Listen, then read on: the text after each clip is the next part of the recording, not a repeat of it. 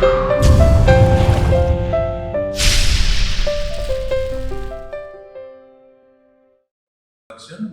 I'm great honor to be able to give a lecture here in Nalanda University. This is my third time visiting here. Last time I was here maybe 4 years ago. I gave a lecture not here in the actual Nalanda University, but an auditorium there near Indo-Hokke Hotel, I remember. That's 4 or 5 years ago. And last October, I also came here for Dharma conference during the peak of the pandemic, which makes me very difficult, but very nice visit to here, I remember. And Nalanda University, whenever I came here, more buildings and more people coming. So looking at Nalanda University growing makes me very happy, because almost 10 years ago, when Singaporean people tried to build Nalanda University again in here, I was invited to the council meeting in Singapore. I went there 2 or 3 times. I saw the roadmap and also a lot, a map of the building, which looks very similar to the big building I saw today. So I'm very happy. And I'm also very happy because Dr. Sunayana Singh, the Vice President of Nalanda University, agreed to have an MOU with the Dongbuk University.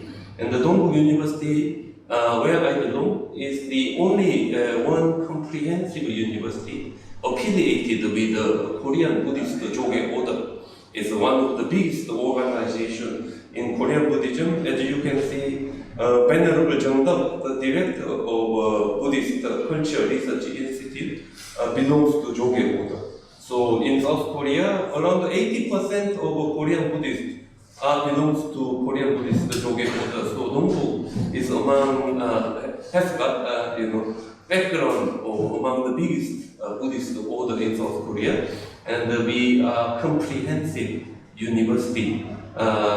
In Dongbuk, I'm in charge of a College of Buddhism, where we have 200 undergraduate students, 200 MA and PhD, and another 200 part-time course during the nighttime.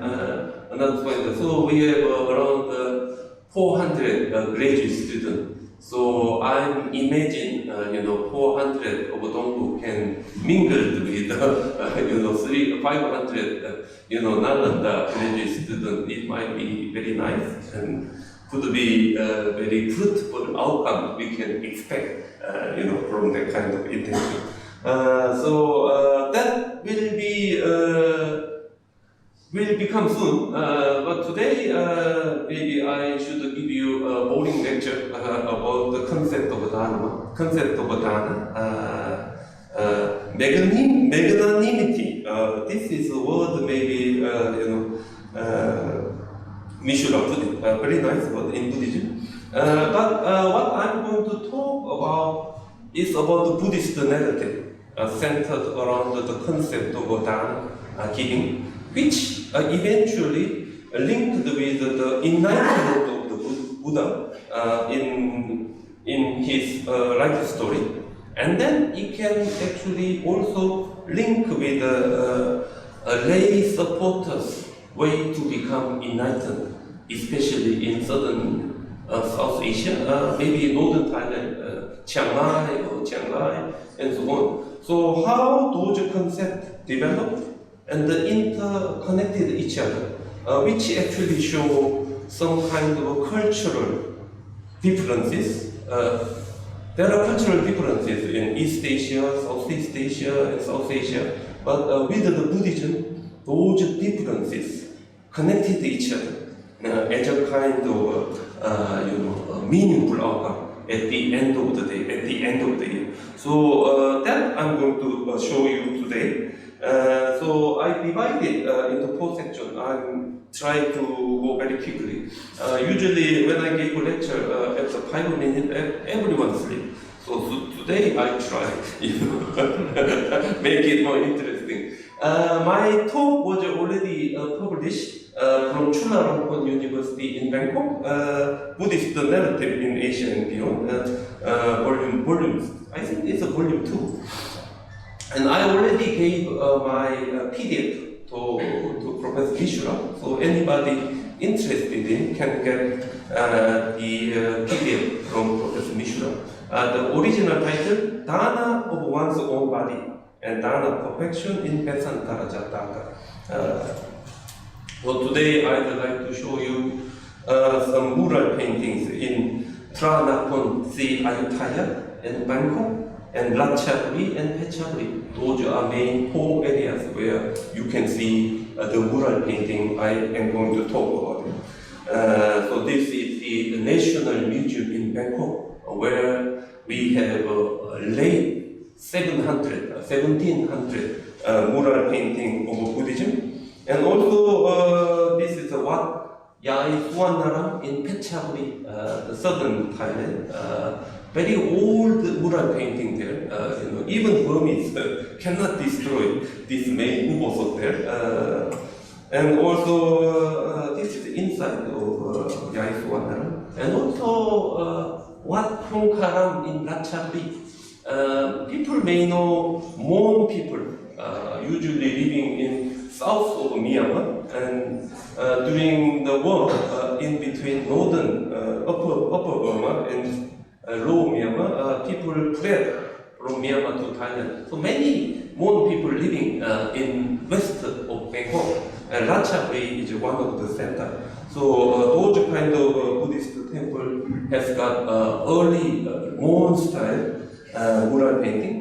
And also here, maybe anybody from Thailand knew, this is the main stupa of Maha Chulalongkorn Raja Vidyalaya University, one of the biggest monk university in Thailand, situated in Wang Noi, the north of the Bangkok. So I'm going to talk about Vesantara Jataka. Jataka, as you may know, means things belongs to the past. So whose things belongs to the past? The Buddha's past. So Jataka is a former birth story of the Buddha. And then the Vesantara Jataka, among the longest one, and among the most, how can I say, meaningful Jataka, as far as I understand. Vesantara Jataka or Vishwantara Jataka in Sanskrit was probably one of the most well-represented, well-venerated Jatakas within early period of Buddhism in India. And this story was depicted on northern cape of a great stupa in Sanchi. According to Peter Skilling, one of the best-known scholars in Southeast Asian Buddhism, Vesantara Jataka could be the only Jataka to be depicted in such detail at Sanchi or anywhere else during the early period, and it is certainly the only Jataka to receive such prominence at Sanchi. Among the most famous, place where we can see the Vesantara Jataka is actually Laos, in Luang Prabang. If you go to Luang Prabang, there is a Wat Bai Suwana Umaram, where the whole ceiling here is decorated with just one story, Vesantara Jataka. It's a huge importance in to understand Southeast Asian Buddhism. So you can see here the covering seal everywhere covered with the story of Vesantara Jataka, beautifully done. And the Vesantara Jataka, the Prince Vesantara, who will eventually live on as a Siddhartha, as a human being. This was the last life of the Buddha before he was born as a prince. And the story is very simple. Prince, Vesantara liked donation. He donated everything. And one of the most important property he gave is the white elephant, as you can see here. And this elephant will bring the rain. So in the old days in India, in order to have a successful agriculture, you need a period where there was rain. So this is very important. But one day in the neighboring country there was no rain. So a group of Brahmins approached approaching to the Prince Besantara, asking for giving the white elephant to their country. So Prince Besantara cannot refuse, so he just gave it. He just gave it. This is the giving of elephant to the Brahmin depicted in Balhut. Balhut is one of the oldest Buddhist stupa. It may goes back to 2nd century before Common Era, and this is a contemporary mural painting where Prince Besantara give a white elephant to the group of Brahmins. This might be Brahmins enjoying coming back to their country. So while Brahmins enjoying, the citizens of the city where Besantara belong become very angry, because without this white elephant, they can't have a regular period of rain. So their agriculture might be ruined. So people become upset, and those people go to the king saying, "You should kick the Besantara out because he was not helpful. White elephant so important for us. He just gave it to the other country." So the king, the father of the Prince Besantara, somehow decided, okay, then I will let my son to be exiled in the Black Mountain. So this is the 700 Dana before Prince go to the Black Mountain. He gave everything, he has to all the people in the city. And on the way he go, he gave his chariot, his horse, and everything. Brahmins keep coming, and eventually, nothing left. So in the old days, as a monarch, working on the battlefield together with their son and daughter is very rare thing. My Thai colleagues are actually crying when they saw Prince Besantara, who never touch on ground, walking barefoot into the mountain. They are all crying. And Prince Besantara going into the exile in the Black Mountain together with his wife and his son and daughter. And during that time, there was one Brahmin called Jujaka, and a very old Brahmin. But luckily, he got married with a very young wife. Here is a young wife.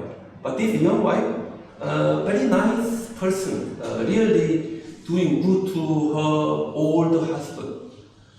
So when the village people knew, very beautiful Brahmin lady doing very good to the old Brahmin. So all the other women in the village hate her because, their husband asking her to do the same. So all the ladies in the village hate her and they bully her. Whenever she go to the river to get the water, everyone bully her. And she just smiled, crying and crying and crying. And then one day, she asked Brahmin Jujaka, "You should go to Prince Besantara, asking his son and daughter, so that I don't have to go. I no longer have to go to the river to get the water. Then I will not be bullied from the village people and so on." So Jujaka initially, refused the suggestion, but finally he has to go. Men usually follow the advice of the wife. I can't, my wife's order I usually follow, eventually. So Jujaka on the way to go to Besantara, and Jujaka asked to son and daughter. And the son and daughter try to hide. And you can see here, this is Besantara looking for his son and daughter. And here his son coming, he was crying. And the Prince Besantara asking his daughter to come up. Anybody knew where is the daughter of Prince Besantara? Somewhere in behind the very big lotus leaf, she was hiding there. And eventually, here she is, she also came. And when Besantara was crying, the water coming down from there to the back of the two daughters, one daughter and one son. And they also cry, and their eye was coming down to the pit of the Vesantara. So they made, how can I say, farewell. Here the son and daughter depicted beautifully in Wat Mai, in Lam Prabang in Laos. And this is a Thai style mural painting. Vesantara gave a son and daughter to Jujaka. And Jujaka bring them to their village. And as you can see here, he used a string to tie up and hit them, during the work. So this is terrible thing. Make Jujaka a bad people. But luckily, during the night time, when Jujaka afraid of a wild animal sleeping at the top of the tree, the son and daughter sleeping on the ground. So two celestial beings coming down and make a comfort for the two children, in every night. And then eventually, God Indra wants to test the determination of Prince Vesantara. So he appeared as a Brahmin, asking for his wife, and Prince Vesantara, without any hesitation, give his wife to the Brahmin. And then the Brahmin showed his real form, as God Indra said, "From now on, your wife forever belongs to me. But I let you know, have your wife not belongs to you, but I let you know stay with you. So you can't give your wife to anyone else, because she belongs to me." So that's the final outcome from the god Indra, so that Vesantara can live with his wife without worry about giving her to someone else. And God Indra asked Mari, the wife of Vesantara, "What is your wish?" And the Mari said, "I want my family living together. I want my son and daughter." So God Indra, your wish will be fulfilled. And then, during the way to going back to his village, Jujaka stopped by the capital city where Vesantara belonged, and the king, the grandfather, recognized his grandson and daughter, and the king gave a huge amount of money to Jujaka. So Jujaka became very rich man. He didn't going back to his village. He enjoyed his life there, and eventually he died of overheating. He ate too much, and his stomach just exploded, and he passed away according to the story. And then the king regret of his decision to let his son exile. He go to the Black Mountain, and then whole family together. They rejoining each other, and then they had a huge festival, so that Prince Vesantara can give Dana to any time, except his wife, to anybody, and the country become very prosperous. And when Prince Vesantara became the king and he passed away, he was reborn as a god in the heaven, and then he was coming back to human world as a Prince Siddhartha in the kingdom of Shakya in northern Thailand, a southern part of Nepal, I think. So this story, according to the Southern Buddhism, even though this story very important, and the central theme of this story is Dana. Within Mahayana Buddhist tradition, perfect Buddhahood for the benefit of all sentient beings requires cultivating six perfection, paramita sho, giving, morality, patience, effort, meditative concentration, and wisdom. So Dana is just the starting point of achieving or cultivating perfect wisdom according to Mahayana Buddhism. But here in the story, Dana is the most important thing. So in Mahayana Buddhist tradition, Kumarajiva, once the prince in the kingdom of Kijil in between China and Gandhara, he translated Mahapurajamita Paramita Shastra, Dejidoron in Chinese. And here he talked about three kinds of dhanas: less dana, and middle dana, and highest dana. And less dana is giving wealth. So if you give money to the Buddhist temple, giving money or some car to the poor people, that's a very low level dana. And the middle level dana, giving their own body, kaya dana. So I remember in Vietnam, when southern Vietnam was under military regime, monk burned his body by himself. That's kind of what kaya dana.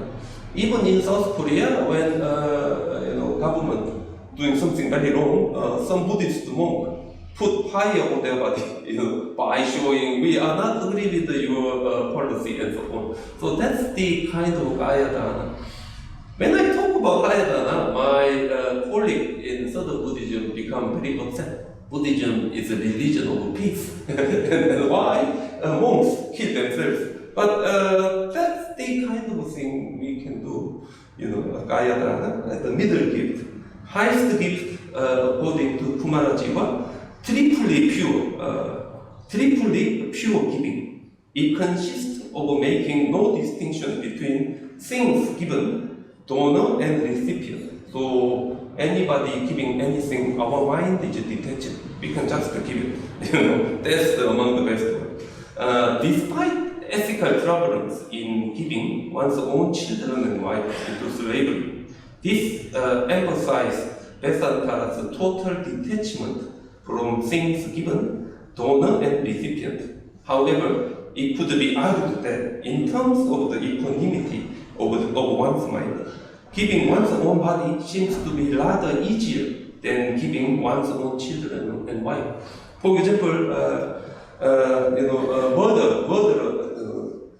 theft coming into the house with the knife, and he threatened me, I'm going to kill your wife and daughter, give you anything to me. Then Korean man usually said, you'd rather kill me, not my wife and children. So this is rather easy. But it is almost impossible to say, my mind is detached. I have no string attached to the secular world. You can kill my daughter, you can kill my wife. That's almost impossible. So this story, even though from the contemporary ethics, it shows some problem. But from the point of view of Buddhism, where we are aiming at achieving mind where there is no attachment at all, no defilement at all, just like a lake where there is no wind, so totally still, my mind is totally still. So that sort of mind, in this story, try to be. Then how this story linked with the enlightenment of the Buddha, that's another very interesting point we can looking at. The Bhumi's Parashya Mudra, the Buddha with his hand, showing to the earth. Studying Vesantara Jataka can help us to understand some of the dynamic religious aspects of South Asian Buddhism. One case could be the amusing explanation of how Mara's army was defeated by the Buddha at the time of his awakening under the Bodhi tree. Mara's defeat has been symbolized by a special picture of Buddha known as a posture of the Buddha known as Bhumi's Parashya Mudra, touching the earth or holding the earth to witness. In this hand gesture, the Buddha is usually seated cross-legged, his left hand, his palm upward, while his right hand is on his knee, palm inward, with the finger pointing toward the earth. Since the Buddha's awakening is always associated with the defeat of the Mara, this hand gesture, Bhumi's Parashya Mudra, has become the symbol of Buddha's awakening and has been widespread in Southeast Asian tradition in Southeast Asia. So So Wat Khong Haram, my favorite temple in Ratchaburi, where a nice Buddha statue inside. This is the Burmese Parsha Mudra. Over here, the Buddha sitting there, he has his hand pointing to the earth. And this side, the Mara, army of the Mara. This side, another army of the Mara.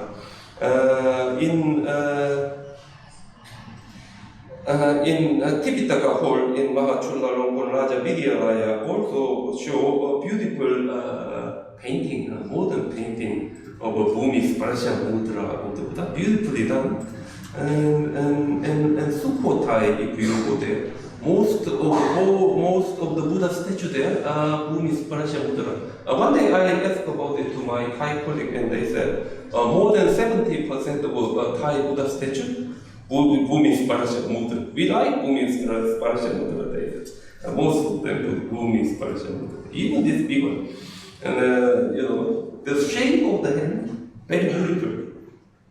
And I realized that the length of the finger very long here, because I show you the Korean one, this one, this middle warrior period, which means around 1,200 and 3,300 in the South Korea, where the finger of Buddha are very small compared with the Thai one. But I realized that whenever I went to Sri Lanka, monk has a huge finger. Then I understand, this long finger is the real one. When I first thought, that's impossible. Korean is very small, so how could it be such a long, Thai young girls in the kindergarten try to make a very beautiful shape of their hands, just like Burmese Parsha Mudra. They usually do. This is the Korean one. Very small, very small. So, the story is like this. The Buddha approaching to the Bodhi tree behind, and the one Brahman offering Kusha grass to the Buddha, and he used Kusha grass as a cushion sitting under the Bodhi tree. While the Buddha sitting under the Bodhi tree after the receiving milk rice from Sujata, according to the Nidana Katha, that's Sri Lankan tradition. 6th or 7th century they made it. Before he was sitting there, he made himself determined.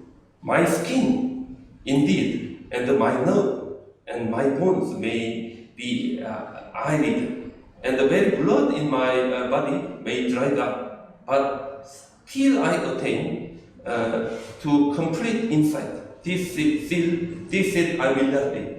So he was determined. Until I achieve something, I will not leave. So once the Buddha was leave, no more awakening, no more enlightenment, and no more Buddhism. I have to say, within Southeast Asian Buddhism, this confrontation between Siddhartha and Mara became extremely popular, and has been depicted frequently in the beautiful temple murals and the beach paintings. The earth goddess called the Me Puratorani appear beneath the Siddhartha to bear witness to the Siddhartha's great generosity in the past. The earth goddess, winding out her beautiful long black hair, was able to create a mountainous wave of water accumulated by the Buddha through his innumerable past lives as a result of his great generosity. When his host had been washed away, Mara finally gave up his challenge to the Buddha. So I will show you here. This is Man Puratorani. I think this is the earth goddess. Whenever the Buddha gave dana in Southeast Asia, we usually done with the pouring water. Pouring water, not here. Oh, sorry, here. Pouring water is one of the common custom in Southeast Asia. India as well, in which transfer ownership is made through symbolic act consisting of emptying water from golden pitcher holding on the right hand of the donor onto the hand of the recipient. The custom appear in Anguttara Nikaya and Vinaya and Mahāvāka as well. We have a Veluvana here in Rajakriya. Veluvana near the southern, northern gate of Rajakriya. In the Veluvana, if you go inside, there is a temple there. You can see many bamboo here. And this temple, there is a King Bimbisara in front. Bimbisara actually donated a temple to the Buddhist order. And inside, a nice mural painting showing the Buddha with the abaya posture, giving the lecture. But here, the King Bimbisara with a golden water jar, pouring water to the Buddha, which means he transferred the ownership of Veluvana to the Buddhist Sangha by this symbolic gesture. So anytime the Buddha in the previous life gave a donation, he was pouring water. So this is the carving of donation of Jetavana in Shravasti. And here you can see golden jar pouring water by the Prince Jeta as well as Ananda Pindaka. So here as well pouring water. So pouring water is a symbolic gesture. I don't know whether it is still going on in Sri Lanka, where there was a marriage ceremony. Usually, father of the girl usually taking hands of his son-in-law and pouring water there. So the ownership belongs to the father and then to the newly married man. That's the kind of tradition. So the Buddha did so many of those kind of donations. So this is a donation of 700. Before Prince Vedantara kicked out from the kingdom of Shivi, he gave everything. That was called giving over 700 donation. So he poured water everywhere in this case. So all the water in his previous life, the Buddha gave. This Mepratorani collected on her hair, on her beautiful hair. When the Buddha showed the earth become the witness of his previous action, she appeared. I collect all the water you donated. That was just stored in my hair. And then when she whining, the water coming out, just like, what is it? The water here, just like huge flood water. So all the army of Mara just washed away. So, in Southern Buddhism, there is no bhikshuni, female nun, but Mepratorani actually gave a great comfort to the laity in Southern Buddhism because this Mepratorani can represent femininity of Southern Buddhism, actually. So that's the water. So this is how the story linked together. This is among the oldest Mepratorani in southern Thailand, in Phetchaburi. And this is the Buddha statue made around the 16th to 1700 in Ayutthaya, in the central Bangkok. And the Buddha statue tended to be issued with the royal consent. And this one with the royal consent, which means consent from royal family. You can see Bhumi's Parasya Mudra and Mepratorani linked each other. So this story deeply embedded. And everyone knew, everyone liked this kind of idea. This is Bhumi's Parasya Mudra and the Mepratorani down there. I'm a bit slow, so I'm going to be very quick.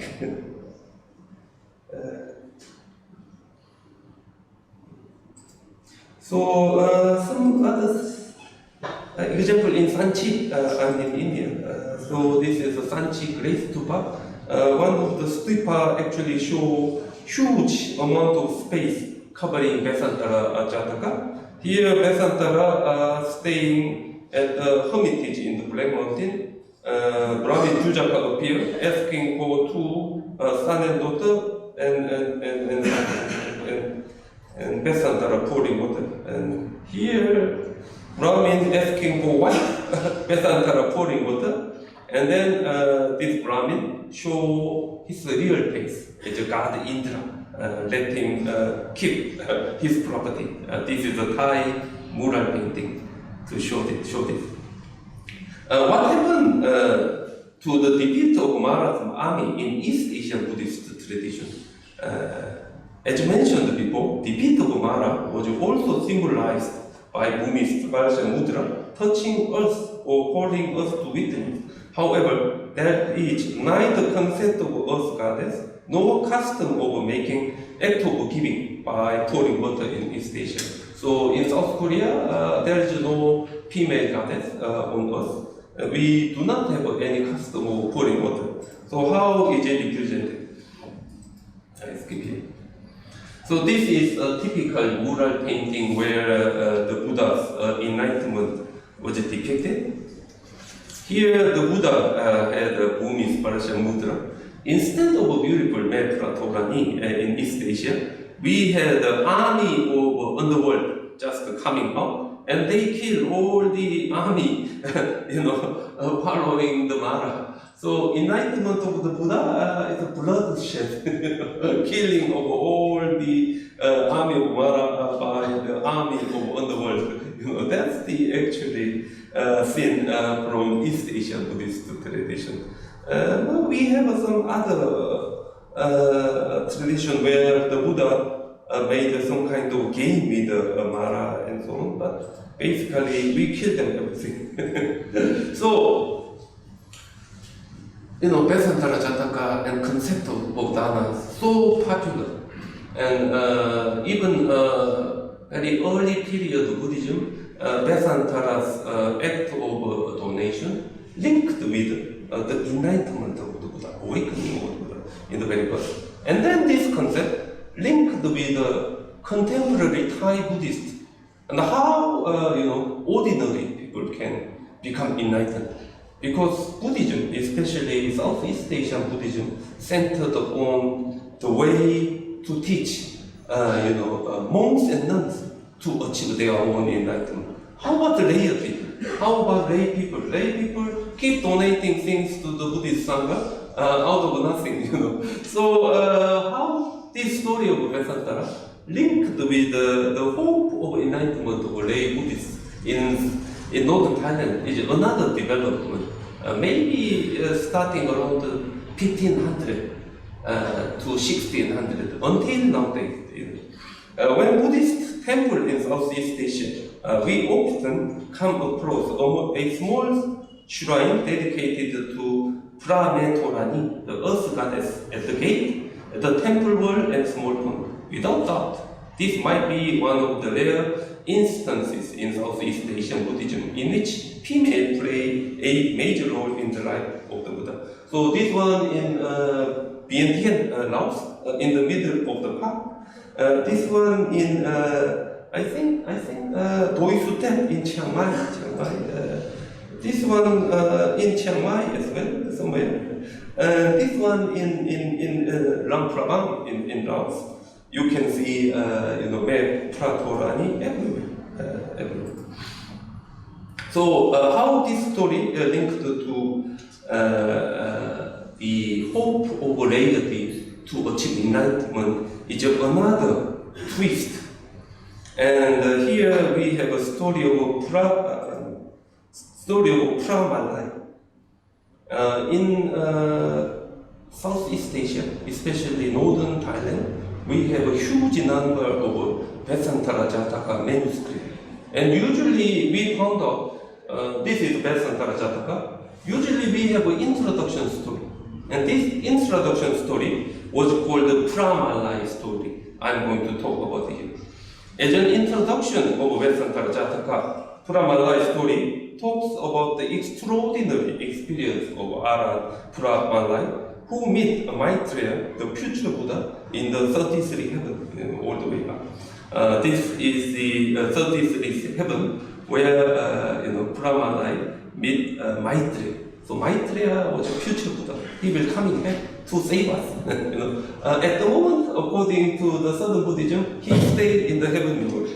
And this stupa, anybody knew? It's a Chulamani stupa, a gem hair stupa in the highest heaven. I will talk about it. So Pramalai is very famous monk. We do not have an original story in Sri Lanka. So this story might be developed in northern Thailand or Myanmar. I can't see anything from Sri Lanka yet. So anybody knew the Pramalai story there, just let me know. But according to the story, Pramalai is a Sri Lankan monk, Sri Lankan arahant, helping poor people with his supernatural power. He can go down to the hell, saving some relative there, and he can do all the good things. And one day, Pramalai walking along the pond, one very poor grass cutter approaching to him and gave 7 lotus flowers and said, I no longer want to be reborn as a poor man. Please, with this donation, I want to be reborn in the heavenly world forever. So Pramalai actually accepted. What he said? Grass cutter said, by this gift of flower, wherever I am reborn, in 100 and 1,000 rivers, may I not be poor. May I not be poor. I want to be rich or reborn in the heavenly world. So Pramalai said, whatever a person gives with a peaceful mind, whether course or choice, has a successful result according to his own wishes. So Pramalai wants to make his wish fulfilled. So Pramalai thought, I should go somewhere very special to help him. So the Buddha, when he just going out from his Kapila palace, he cut his hair. When the Buddha cut his hair, he just threw all the hair into the air, saying, if I'll be enlightened, I'll be awakened, my hair will not touch the earth. And then when he said, God Indra worried because hair naturally going down. So he quickly coming down from the heavenly world, collect all the hair, and he's going up. So this is a beautiful cutting posture of Siddhartha depicted in Borobudur in Java, in Indonesia. And this is a beautiful mural painting, Korean mural painting, where the Buddha cut his hair and God Indra collected and going up to the heavenly world. Beautifully done. And he looked like a Korean general, fighting against the Japanese army, something like that. So that hair, God Indra, bring it to the heavenly world. He built the Buddhist stupa, and that stupa was called the Chulamani stupa, hair gem stupa. So the first Buddhist stupa in the whole universe, I have to say. So Pramalai thought, that's the perfect place I can bring the lotus flower from the grass cutter to there. So he put it there. And when Pramalai was going up, God Indra, monk from the earth. So he go there and ask him, who are you? Why you come in? And Pramalai explained why he came there. And then they talk. In the middle of the talk, Pramalai asked God Indra, where is Maitreya, the future Buddha? Everyone on earth wants to be reborn as a human being when Maitreya coming down to the earth. In front of Maitreya, if anyone become ordained, they will easily become enlightened. So they all want to be reborn at the time of the Maitreya and so on. The God Indra said, Maitreya already in the heavenly world. He was checking when to go down. So Pramalai said, I want to see him. So they are waiting and waiting and waiting, and eventually Maitreya appeared. Where is Maitreya? This is Maitreya coming down. This is Pramalai said to God Indra, I'm waiting here to see the Maitreya. So when Maitreya come, Pramalai asked, I'm not going to read this one, how we human beings can be reborn when you are coming down to humanhood, and how we become a monk in front of you to become enlightened. And then, this Maitreya, it's coming out here. Maitreya says to Pramalai, this is the one. Let everyone who wish to see me when I have attained omniscience on earth, coming back to the human world, listen to complete recitation in one day of a great Vesantara Jataka birth story. If they worship with 1,000 lamb, 1,000 lotus, 1,000 blue lotus, 1,000 water lily, mandala flowers, flax flowers, and so on, thousands and thousands and thousands are gifted to the Buddhist temple where Vesantara Jataka is reciting. Those people will be reborn when I was coming down to the human world. Then we are going to meet each other. So, when we read the early Buddhist text, anyone who met the Buddha, who become a monk, they all become enlightened. When Buddha passed away, it is very difficult for us achieving, enlightenment and awakening. So in southern Buddhist tradition, awakening is only possible for monks and nuns, not for the laity. So this story of Vesantara Jataka, together with Pramalai, said, if you are listening Vesantara Jataka as many times as possible, and if you are donating all the things requiring for the Buddhist Sangha, so Buddhist laity, Jattu Pachaya Dayaka, giver of four conditions, place to live, food to eat, and medicine and clothes. With four conditions we offer. You will keep doing that, you will be reborn at the time when Maitreya coming down to the human world. And you will be the monk in front of the Maitreya, and easily you will become enlightened. So, in northern Thailand, if you go to Chiang Mai and Chiang Rai, Nampang and Nampun, one day in October or November, they recite whole Vesantara Jataka. Everyone listens. Even in the Thai Royal Temple in Wat Pho in Bangkok, one day Vesantara Jataka recited, and Thai king should sit down. They can't understand Pali, but they listen because they should be reborn when Maitreya coming down to the human world. So this become Vesantara cult or Pramalai cult in northern Thailand, where people believe we should listen Vesantara Jataka, we should donate, then we will be reborn when Maitreya coming back, and then we will easily become enlightened. So this is just the same as the Pure Land Buddhism in Mahayana. Human beings has got many limitations. We cannot achieve awakening easily as a human being. So if we are calling Amita Buddha again and again and again, we will be reborn in the Amita heaven and easily become enlightened. So at the end of the day, with the concept of donation, with the concept of Vesantara Jataka, with the concept of Pramalai story, Mahayana Buddhism and Hinayana Buddhism just mingled into one. Thank you very much.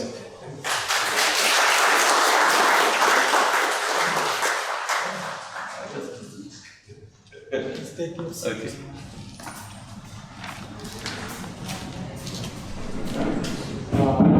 On behalf of Madam Vice Chancellor, Professor Sunarashmi, and all of us here, I thank Professor Suni for such an informative talk that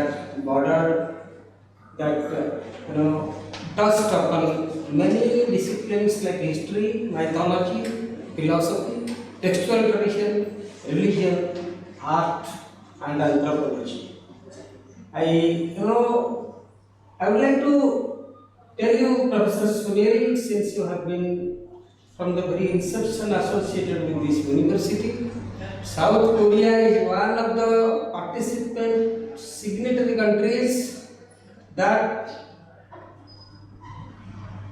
has associated with this project of reviving Nalanda tradition and building up the Nalanda on the model of the earlier Nalanda. And it was the hard work put in by our present Vice Chancellor, Professor Sunil Singh, that you see this great academic monument meaningfully getting erected, re-established on the ruins, which is not very far away from here. This is all about our university. You have seen today, gone around on a tour, and thank you for your time. And one thing I wanted to tell you before I open the floor for discussion and some questions, that while listening to your presentation, I was thinking, and my friend Ramsu would definitely go with me, that how much of Indian tradition has developed together, and the distance also together, being distance physically, distance in the name of different countries. You see, a lot of what we read in the Shankara Jataka, we find in the Harishchandra myth, where the Harishchandra, this happens in Ramayana, it is given in Markandeya Purana, where Harishchandra gives everything, like including his wife, his child, himself. Okay, and at last, when he was rewarded, that he will go to heaven, he will go to heaven. He says, I will not go alone to the heaven unless my subjects are taken to the heaven. My people, my countrymen must be also taken to the heaven, echoing the same tradition of Bodhisattva. Thank you, Professor Sunil. Now the floor is open for questions and comments.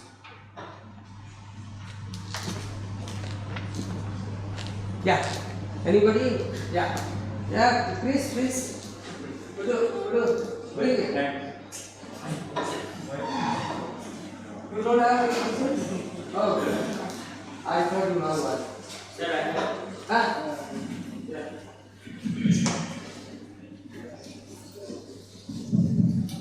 Very good evening, sir. I am Avnish Gaurav from Hindu Studies Program. Thank you so much for giving such an insightful talk on the role of Dana and Magnanimity in Buddhism. So the one very peculiar thing that I observed was while you were quoting the mural paintings. So those paintings, they hailed from different regions of Asia. They were not confined to any particular region. So that itself signifies how Buddhism can be a unifying factor when it comes to Asia as a region. So coming to my question, sir, there are two projections made about the 21st century in general, that it might witness a phase of religious revivalism, and secondly, it will be an Asian century. So my questions are two-pronged, sir. So we also know that the Asian region faces certain challenges in terms of cultural differences, political instability in certain pockets of Asia. So how can the concept of Dana and Magnanimity be leveraged to realize these twin objectives? And second question, sir, how can Nalanda University and the research at this university act as a think tank to realize those two objectives? Okay. Second one, I'm not entitled to answer because I belong to different university. But first one, I can answer. About 10 years ago, I was asked by people doing international relations in Saitama University to have a conference on Buddhism and international relations. And the reason why they try to do is that during that time, Japan isolated Korea and China and Taiwan and all surrounding their fighting each other with some kind of border dispute and so on. So I said to them that Buddhism should be the only religion which can penetrate, every part of the Asian countries. So Buddhism should be the means through which, people in Asia can integrate together. And Buddhism should be the one which can, make people harmonize together. So when the Buddhism spread from India to Southeast Asia, or from India to northern India and then central India, South Asia and China. When Buddhism go there, Buddhism is wearing the culture of that region. So all the mural painting I show you here is a different background. Some from Southeast Asia, some from East Asia, and some from Gandhara, some from Sanchi, India. But the central concept is there, but wearing the culture of the area where Buddhism spread. So this concept nowadays we call it as what is it? Locality. Try to be local while having core idea as the same. So Buddhism as a core idea, when Buddhism goes to the a regional area, can be adapted with their own culture. So that's one of the strongest points of Buddhism, which can spread from India to Southeast Asia, Northern India, and so on. So if you go to a Korean Buddhist temple, the Buddha, wearing Korean costume. If you go to China, maybe Buddha wearing Chinese costume. So that's the flexibility of Buddhism. So globality, globality and locality as an ideal for the global thing, but try together with the local people. For example, if you go to London, there was a very big supermarket called the Tesco. When Tesco had their shop in Bangkok, they put the name Tesco Lotus. Lotus is a lotus flower, symbolizing Buddhism. So Thai Buddhists tended to go to Tesco Lotus rather than Vichy, another one. When Tesco coming to Seoul, they put the name Home something. They also use Home Plus. They also use something Korean people like it. So Tesco running their company with the global ideas, but wherever they go, they using their business according to the local custom. So similar things happen in Buddhism, and that is why you can see all kind of diversity. And then also with the all kind of diversity, Buddhists can have their core ideas. And that is how we can integrate, Asian people, Asian culture, Asian, things together through Buddhism. That is one of my answers to you. Any other question? Yeah, Dr. Elora. Dr. Elora is an expert in art history. Dr. Elora. Sir, I'm no expert, sir. Hello, Professor Huang. It was wonderful to listen to you for the second or the third time I remember. I was listening to your talk before. And thank you for delivering such informative lecture on the assimilation between what we see as a regional development of the colony of Priyamatha. So, what I have a question, maybe like information that I need from you is when we talk about. I also do a little bit study on Buddhist art and India, but later India. So I am curious to know when we already have this concept of Bhumi and Prithvi, not only Buddhist tradition, Buddhist tradition, but also prior to that, we already had the concept of Dharani as well as later we see also in the Buddhism as well as outside of Buddhism we had a very important veneration towards Vasudhara, which also becomes in esoteric Buddhism a separate female deity with her own iconography. So, but when I was looking into more of Buddhist scholars in mainland and Southeast Asia, where there are different kinds of protective spirit skulls as well as art goddess skull was also there from predominantly.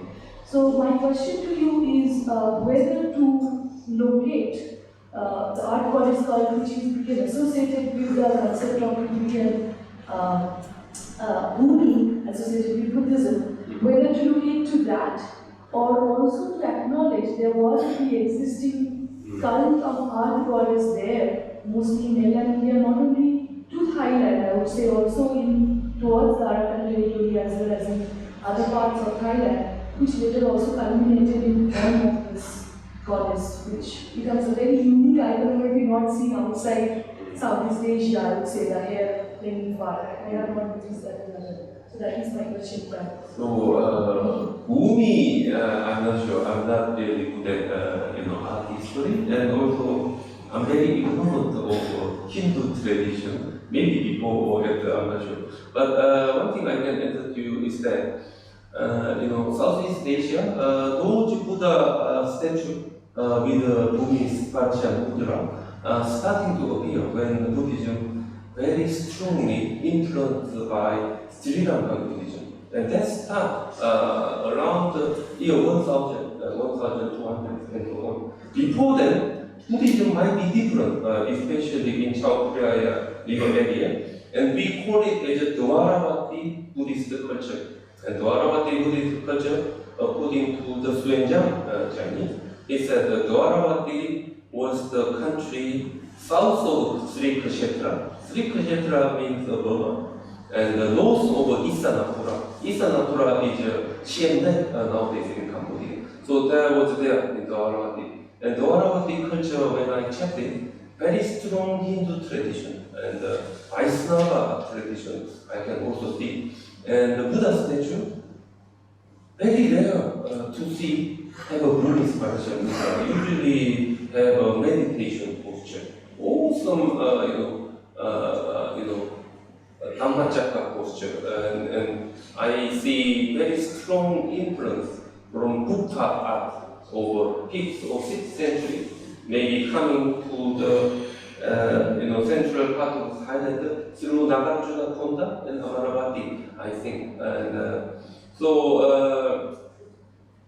not easy, all those pictures, so complicated. And in Southeast Asia, there was no character we can actually read. They use Pallava script of southern India with the Sanskrit or Pali inscription, only very little.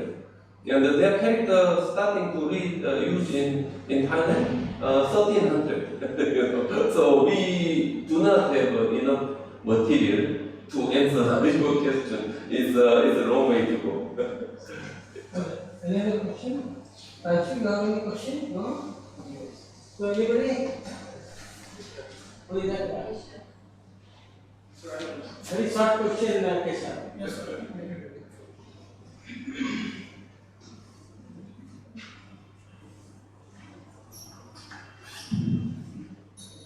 Good evening, sir. Thank you very much for your generous presentation. It was very helpful. My name is Keshav and I study Sanatana Dharma in Nalanda University. You mentioned that Buddha's encounter with Mara is one of the important events in his interactive experience.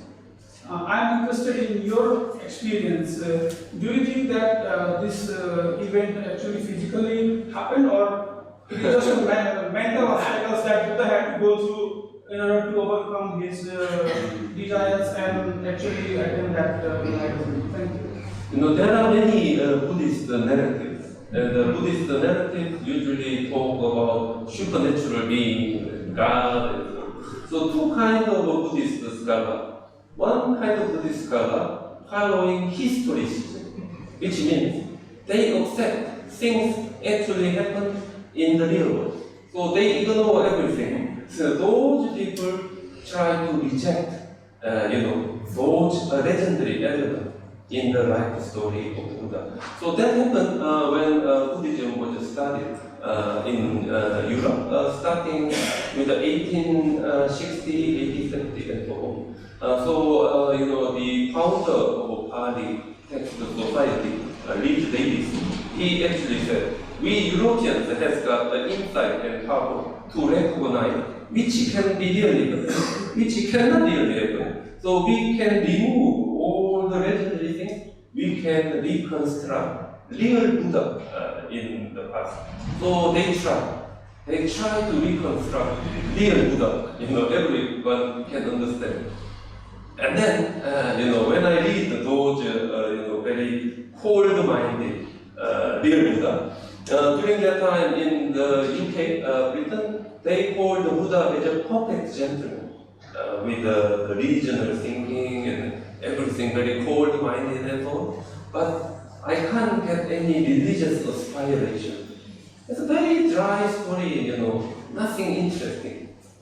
But when we accept those supernatural things, legendary pictures, and everything of the Buddha as a one, and then we read it, we have a religious aspiration.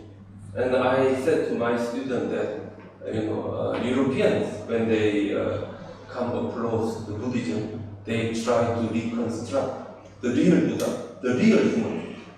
But that kind of real human never be the object of veneration for the long history of Buddhism, starting from 2,500 years ago. That cannot be the Buddha we are, looking for, we are aiming at.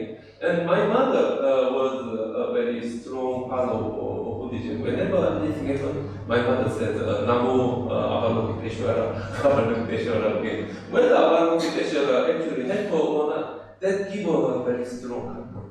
So the legendary things in the life of the Buddha, very hard to remove it. So nowadays, many scholars in Buddhism, especially in Asia, we accept it as a narrative. And then we are looking at how those narratives link with nowadays, Buddhist ritual, Buddhist understanding of ethics, how is it related? So that's the area nowadays we are looking for. We no longer try to reconstruct, real human Buddha, as a kind of study object. Okay.